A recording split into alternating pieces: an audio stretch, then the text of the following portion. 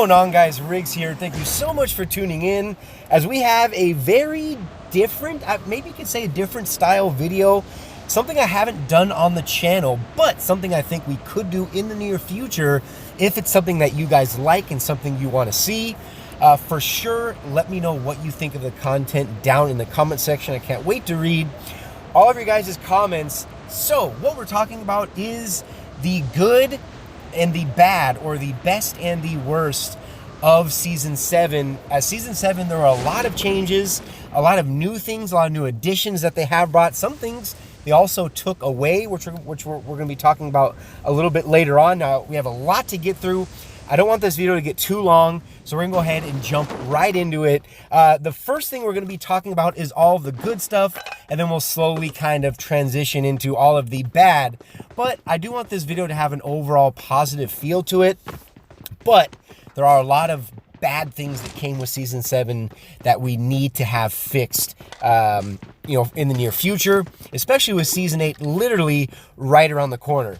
So starting off with the good, and again, these are not in any particular order, but I want to talk about Team Deathmatch. Yes, for those of you that might have forgotten already, Team Deathmatch was introduced here in Season 7, the season we're in right now. The 4v4 Deathmatch is fantastic for people who want to get better with that close quarter combat. Being able to handle all different sorts of weapons, and the fact that you don't have to wait very long to get a match, and it's quick. You can bang a game out in sometimes even less than 5 minutes. The first to get 40 kills wins these games. Plus, you can do the custom rooms. It just seems to be, overall, very positive feedback from everyone that plays it. I don't think I've met too many people that say, I don't like TDM. I don't think I've heard anybody say that. So big shout out, big kudos for the PUBG Mobile team for putting Team Deathmatch and bringing that style of a game into PUBG Mobile, and the fact that it's first person and it's also available in third person. So you kind of have, it works for everyone. The next thing I want to talk about is, so first we're going to be covering a lot of the stuff that involves the free-to-play players. We are going to talk about some stuff that involves money, but some of the other free things, some of the little cool things that came along with this season that we didn't ever see before was titles. And as you guys know, for those of you that are frequent viewers or subscribers already to the Riggs Gaming YouTube channel, is we're really, really big on ranking around here. And I love the fact that they added titles to Season 7, and it seems like it'll be to Season 7 and beyond. But yeah, so if you were fortunate enough or lucky enough in Season 6 to make it to Ace or Conquer, in Season 7 you were able to rock the Ace or Conquer title that's available in the lobby or on the interface. Just kind of a cool little thing that they added to the game that gives anybody that much more motivation to help them push their way through the different tiers. So big shout out for PUBG for bringing that here to Season 7. Another good one, and I did make a video on this, maybe I'll throw a card up at the top for you guys, but they opened up the cave in Vikindi. This has been available in PC for pretty much forever. Unfortunately, I'm not able to play Vikindi that much, just because it's hard for me to get a match as high rank as I am pushing duos. But for those of you that play Vikindi, definitely, if you haven't yet already, make sure you check out the cave. It's by far probably the best loot in the game. And the fact that there is an airdrop inside there makes it that much more fun. Plus, the fights inside the cave are pretty intense, so be prepared if you plan on going to the cave. And pretty much any solo, duo, squad, doesn't matter, you're going to be able to go there and say hello to somebody. Definitely be sure to check out the cave. Another cool thing for a lot of the free-to-play players out there was the Summer Challenge, which is actually still going on right now. It's not available in all countries, but if you do, or if you don't mind using a VPN, of course, use it at your own risk. But I know it's available in the United States. I know it's available in France, as well as a couple other countries. But they have the Summer Challenge. You can get all kinds of free stuff. I mean, anything from BP coins all the way to Car 98 Gunskin. There's a Scar L Gunskin. different outfits, really cool stuff. And the fact that it's 100% free makes it that much more worth your while. But the summer challenge event is actually still going on. And I think it's going on until the next week. I believe it ends once the brand new season, season 8 starts. So make sure you guys check out the summer challenge if you haven't already. The next thing I wanted to talk about was the mission license that was also introduced here in Season 7. Now, it does cost 300 UC to purchase this, but if you bought it in Season 7, in Season 8, the mission license will only cost 150 UC, and Lord willing, we make it into Season 9 in this game, it'll actually be free. So you buy 2 mission license, you get the third one free, and it's a way for you to get your missions unlocked a week early, plus every time you log in, or not every time you log in, excuse me, each week, once you log in, you get, I believe it's two Royal Pass mission cards that are also available to you. So just something that was I thought was really fun, and the fact it's not that expensive, and it's something that you can enjoy for the entire season. Plus you get a free 200 RP card once week 8 arrives, which I actually just unlocked mine. So yeah, I thought that was also interesting. That was first introduced here in Season 7. The next positive thing I wanted to talk about was the hacker ban that they did. Now, I will be talking about hackers once we get to the worst part of Season 7, but one thing that was good, definitely a step in the right direction, was when PUBG banned, I don't have the exact numbers, but I will tell you it was hundreds and hundreds of players. They even released their names. Some of the letters they did asterisk out. Not 100% sure why, but hundreds of players were banned. And not only banned, but they received a 10-year ban. Again, that was introduced here in Season 7. Hopefully it's something that they keep doing, that they, continue these ban waves to discourage people from playing. Not only does it ruin the experience, for all of the fair play players out there, but it definitely leaves a bad taste in a lot of people's mouths. When you come across a hacker like I have many times. You guys might have seen the videos that I've done covering hackers, but again, definitely a step in the right direction with that big ban wave, the first one that they made very public to start off Season 7 in.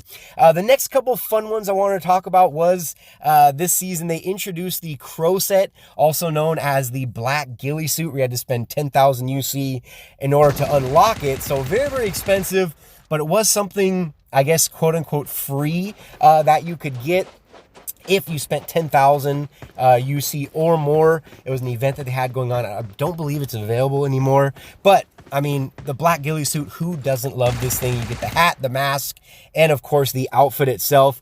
Really cool skin and event that they had that was going on, especially for someone like me who spends quite a bit of money on this game. Now, having mentioned that, how could we not mention since we're talking about UC, we have the Savagery Uzi and the Terrafane Car 98 were also both introduced here in Season 7. I want to say this was the first season where they had 2 Gunskins that were released in the lab within the same season. Correct me if I'm wrong down in the comment section, but I want to say the other seasons we only saw 1 Gunskin. But yeah, Savagery Uzi, Terrafane Car 98, who doesn't love these things? And the fact that, I don't know, to me it didn't seem like you had to spend that much money in order to unlock the weapon themselves. Now, upgrading them, that's a completely different story, but just kind of fun additions that they bring to the game, especially, for those of us that help PUBG Mobile pay their bills and keep the servers up and running. The kill effect, the kill messages, upgrading them. Once you get to the ultimate where you have them, where the guns look the most badass, just kind of something fun, cosmetic that they bring to the game. Absolutely loved it. Now, before we wrap up the good, we have to talk about really quickly, as again, I don't want this video to get too long, is the Godzilla collab. Out of all the collaborations that PUBG Mobile has done in the last year, I have to say the Godzilla collab was definitely my most favorite. I just think it went very well. The different themes and styles, the different skins they were able to release, like the Savagery Uzi, like the Terrafane Car 98, the Ghidorah, the infamous Ghidorah skin, the infamous Godzilla skin, which they had a couple different ones that actually had the actual monstrous suit itself, or the one that I'm rocking, you know, one with the blue spikes. The different, you know, the wheel spins. There were one thing I did notice about this season more than all the other ones is it seemed like there were more events. And by events, I mean the lucky spins, the crate openings, a lot of money that was involved with Season 7. But again, there's a reason why PUBG Mobile still to this day is ranked #1 in top grossing mobile games. And it's because they come out with very, very appealing, detailed, you know, these graphics that they have in this game, unlike any other right now on the mobile platform. But yeah, the whole collab in itself, from the Easter eggs that they dropped with the t-shirts, with the graffiti you saw on Miramar, the Godzilla kind of going across the horizon on the Erangel lobby. I just think they did a fantastic job with it, and I hope to see more interesting collabs in the future. Now that we've talked about the good, we need to talk about the bad, nasty things that came with Season 7. And again, these are not in any particular order, but I did want to mention the companions. It seemed like the companions were here 1 second, gone the next, but yet there's still a companion icon on the interface. It doesn't do anything. But yeah, when the season first started, if you guys remember, you could find the companion in special locations throughout all the different, you know, all 4 maps. You could find the companion, it could be on your shoulder, and then it was gone. But yet there were supposed to be companion achievements. Nothing has been mentioned about it since. The bird just disappeared. Has been mentioned on Reddit, Twitter, the PUBG Mobile Discord server. I just think if you want to talk about bad communication, the companion is the best example of that. The bird was here, it's gone, and no one ever seemed to really talk about it since. So he's kind of something you just kind of scratch your head about. The next one is we're going to talk about real quick is the Royal Pass rewards here in Season 7. By far, without a doubt, my least favorite Royal Pass, and I have bought every single one of them, and I've maxed every single Royal Pass. This one, you know, there was no pan skin, the level 100. I did like that you could pick the either or, just like you could back in Season 5.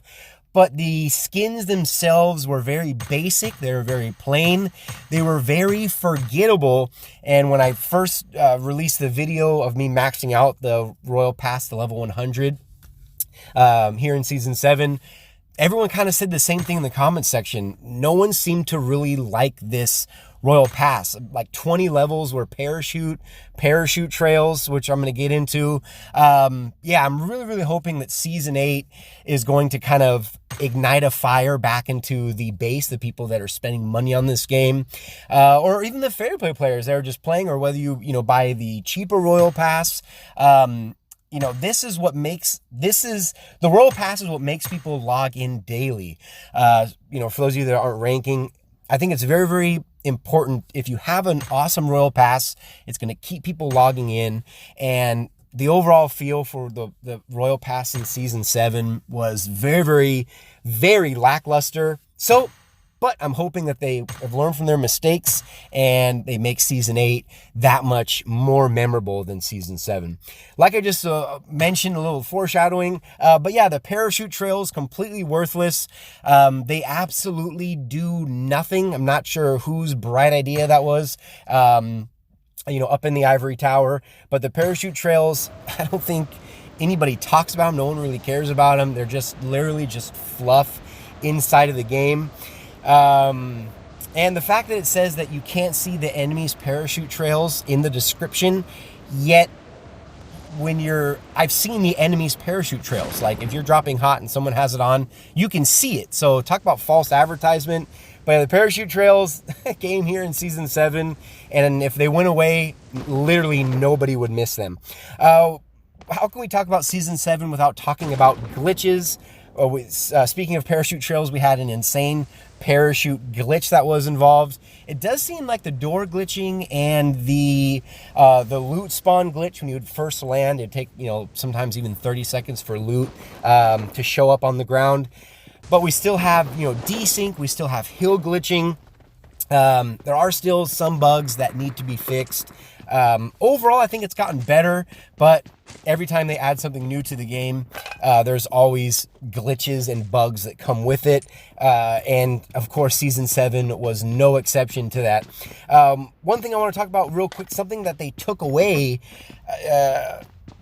was the bolt. I don't even know how to describe it, but how the bolt rifle, when you pull the bolt out to, re-rack the round into the chamber, they changed the whole look and the whole feel to it, where before when you'd shoot somebody, you'd still be in ADS, so you could still track the enemy. And it just makes it that much more difficult now than it was before, because now when you shoot any bolt action rifle, it actually pulls you out of ADS and then goes right back in. Some people even called it a bolt rifle, bolt action sniper rifle nerf. I'm also one of those, but I do not like that change. I don't think there's too many people that do. Let me know what you think down in the comment section. And the last thing we're going to wrap up, or that we're going to talk about before we wrap up this long video, is hackers. And like I already mentioned on the good part of this video, which is that they did the 10-year ban wave. The bad thing is, it seems like all they did was kind of, kick the hornet's nest. It seems more so now than ever in Season 7, and in the hacking videos that I've made, of course not me, but the people that have killed me hacking, we've seen more, and I've seen in the comment sections, people using aimbot, people using magic bullet, the jump hack, the speed hack, the wall hacks. I mean, you name it, it is out of control, and it seems like it's worse now than ever before. I don't know why PUBG, like in other games, instead of just banning the accounts where someone can just go make a new account and start playing again, there's a lot of other games actually ban the device, where it actually detects the device that you're playing from. So why PUBG hasn't done that, I'm not 100% sure, or if it's even something that they can do. I don't see why not, but I'm no IT expert. But the hackers, people have uninstalled this game. People are starting to play this game less because of how rampant the hacking is in this game. And trust me, Tencent, PUBG, if you're watching this video, you guys need to do something about the hackers. Instead of once every season, maybe make it once a week, do a ban wave, whatever you need to do. But people that are spending a lot of money on this game aren't playing it as much, meaning they're spending less money, meaning it's less money in your pocket to do the things you want to do, because of the problems that we keep running into with these hackers. Again, Season 7, by far the worst season that we've all experienced with being killed by hackers. There have been some other changes. They added the popularity thing, they've added the charisma thing, they've also added, as far as guns, I think the only weapon they added was the Scorpion. Many have said Season 8 they're going to be adding in the PP Bison, which I'm very, very excited about. But let me know what you guys think down in the comment section. If you guys want to see more videos like this in the future, make sure, do me a favor, leave the video a like. If you are new here, welcome. Consider hitting that subscribe button. But this was the best and the worst here of Season 7. Let me know what you think was the best or the worst thing that you've experienced here in Season 7, and maybe what you're looking forward to in Season 8. But until the next video, you guys, this has been Riggs from Riggs Gaming.